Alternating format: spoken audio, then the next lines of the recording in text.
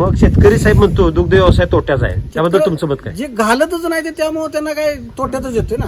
जे कोण वापरतच नाही त्यांना ते तोट्याचाच वाटणार आहे. तोट्याचंच आहे. सुरुवातीला 15 दिवस जे तुमचं जी मानसिकता होती बाबा वापरून सुद्धा रिझल्ट येत नाही, त्यावेळेची मानसिकता काय होती आणि आताची त्यावेळी मानसिकता कशाला घेतलंय काय याचा उपयोग नाही बर. असं वाटत होतं. बर. एक 15 दिवसानंतर थोडं वाढत आता ह्या महिन्यात माझं पूर्ण 5-5 फॅट लागायला लागले. दूध कुठे देत आहे? इथं गावातच आहे डेअरी. त्या डेअरीमध्ये सगळ्यात जास्त फॅट कोणाच्या आहे? कोणाचं आहे? माझीच आहे. आपलंच आहे. डेअरीवाल्यांचं मत काय? डेअरीवाल्यांचं प्रतिक्रिया काय? डेअरीवाल्यांचं मत आहे तुम्ही काय चारताय म्हणून मला विचारते. बर.